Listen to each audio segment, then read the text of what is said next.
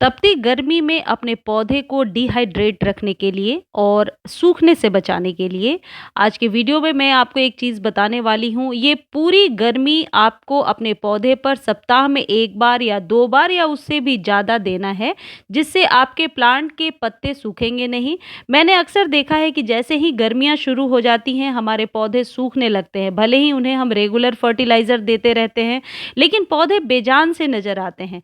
इसलिए मैं कुछ ऐसे ऑर्गेनिक फर्टिलाइज़र को टाइम टू टाइम शेयर करती रहूँगी, जिसे आप फ्रीक्वेंटली वीक में 1 बार 2 बार या कभी चेंज करके उसके पानी को यदि यूज़ किया करेंगे, तो उससे आपके पौधे स्वस्थ और हरे-हरे नज़र आएँगे।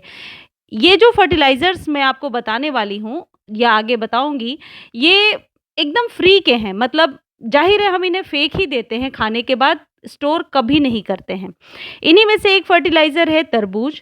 तरबूज तो गर्मियों में मुझे लगता है सभी घरों में खाए जाते हैं। लेकिन ये बताइए कि तरबूज के छिलके का आप क्या करते हैं खाने के बाद? मैं क्या करती हूँ, आज मैं यही बताने वाली हूँ। तरबूज निकालने के बाद उसके छिलके को आप छोटे-छोटे पीसेज़ में बना लीजिए। पहले मैं आपको ये बताती हूँ कि इसमें क्या पाया जाता है। तरबूज में पोटेशियम, विटामिन सी, विटामिन 6 और विटामिन विटामिन ई जैसे गुण होते हैं, जो मानव शरीर के लिए और पौधों के लिए बहुत लाभकारी होते हैं। और सबसे अच्छी बात है, वो कहावत है, आम के आम और गुठलियों के दाम। तो आप तरबूज खा लीजिए और फिर उसके छिलके को आप कुछ यूँ कट करके आप इसे 1 लीटर या 2 लीटर अकॉर्डिंगली जितना पानी आपको चाहिए, पानी में गैस पर आप 5 से 10 मिनट बॉयल कर लीजिए। बॉयल करने के बाद आप इसे किसी कंटेनर में 4 से 5 घंटे के लिए छोड़ दीजिए। छोड़ने के पीछे बस एक ही हमेशा मकसद होता है कि इसके अर्क को अच्छे से पानी में घुलने-मिलने के लिए छोड़ दिया जाए। तो आप बीच-बीच में चाहें तो थोड़ा स्टर करते रहें, चलाते रहें और फिर इसे छोड़ दीजिए। बाद में आप क्या कीजिए, इसके पानी को स्प्रे बॉटल में भरिए और अपने सभी प्लांट्स पर स्प्रे कर दीजिए, जड़ों में भी देना है। अब आप ये सोच रहे होंगे कि उसके बाद जो ये तरबूज बच जाएगा, क्या करेंगे? वैसे भी आप इसे फेंकने ही वाले थे, तो या तो आप इसे कंपोस्ट बिन में डाल दीजिए या फिर 2-3 बार यूज़ कर लीजिए। इसे आप डेली भी यूज़ करेंगे तो इसका कोई साइड इफ़ेक्ट नहीं है। उल्टा ये आपके प्लांट की मिट्टी को बहुत ही ज़्यादा हाइड्रेटेड रखेगा, गर्मियों में सूखने से बचाएगा और दूसरी चीज़ ये है कि बिल्कुल फ्री की चीज़ है और आसानी से आप बना सकते हैं। मैं तो 2-3 बार यूज़ करने के बाद ही इसे फेंकती हूँ या कंपोस्ट बिन में डालती हूँ। तो इस तरीके से आप इसे अपने सभी प्लांट्स की जड़ों में दे दीजिए। देखिए, एक इम्पॉर्टेंट बात मैं आपको बताती हूँ कि जो केमिकल फर्टिलाइज़र होते हैं, उन्हें हम हमेशा 10 दिन, 15 दिन या 30 दिनों के गैप पर ही यूज़ करते हैं। लेकिन ये जो चीज़ें होती हैं, एक तो इनका साइड इफ़ेक्ट नहीं है, दूसरी चीज़ ऑर्गेनिक है और तीसरी सबसे अच्छी चीज़, ये फ्री है। तो इसका इस्तेमाल आप अक्सर अपने गार्डन में किया करें। इससे क्या होता है कि एक तो मिट्टी बहुत रीजेनरेट रहती है, मिट्टी जो है पुरानी नहीं होती है। मिट्टी को हमें रीजेनरेट करने की बार-बार उसमें प्रोटीनियस कोई चीज़ डालकर ऐसा कुछ करने की ज़रूरत नहीं पड़ती है और मिट्टी बीमार नहीं होती, पौधे आपके जल्दी बीमार नहीं होते हैं, दोबारा फ्लावरिंग भी बहुत ही अच्छे तरीके से कर पाते हैं।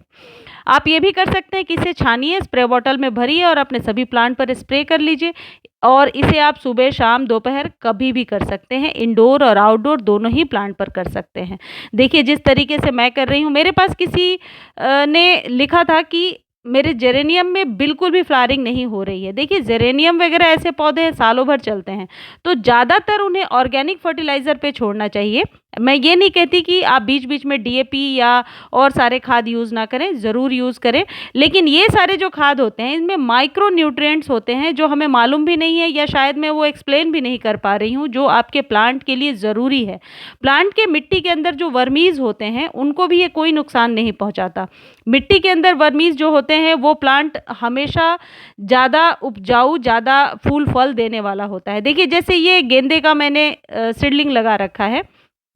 अब ऐसे में इसको अभी कोई केमिकल फर्टिलाइज़र नहीं दे सकते हैं और गर्मी भी ज़्यादा है, तो इस तरीके के ठंडक पहुँचाने वाली खाद जब हम इसे दे देते हैं, तो एक तो ये मरेगा नहीं, जो पत्तियाँ हैं वह पीली नहीं होंगी और इसकी ग्रोथ भी सही होती रहेगी और बहुत आसानी से आप इसे यूज़ कर सकते हैं। तो इस तरीके से आप समझ चुके होंगे कि यूज़ कैसे करना है और ये vitamin A, vitamin 6, vitamin C, potassium और लाइकोपीन का एक बहुत ही अच्छा, आप कह सकते हैं कि कॉम्बिनेशन है। देखिए, मोगरा में कल ही दिखाया था आपको, कितनी अच्छी कलियाँ बनने लगी हैं। सारे प्लांट्स को आप ये दे सकते हैं। मुझे उम्मीद है आपको समझ में आ गया होगा। अब इस चीज़ से रिलेटेड और कोई जानकारी चाहिए तो आप कमेंट सेक्शन में लिख दीजिए, मैं ज़रूर जल्द से जल्द आंसर देने की कोशिश करूँगी। और मेरे वीडियोज़ अच्छे लगते हैं तो चैनल को लाइक, शेयर और सब्सक्राइब कीजिए। देखिए ये जो बेगोनिया वगैरह प्लांट हैं बहुत डेलिकेट होते हैं। जैसे गर्मियाँ बढ़ रही हैं इसमें फ्लावरिंग बिल्कुल बंद हो गई है, फ्लावरिंग हो रही थी। अब इससे स्प्रे करूँगी ये पौधा बिल्कुल स्वस्थ हो जाएगा।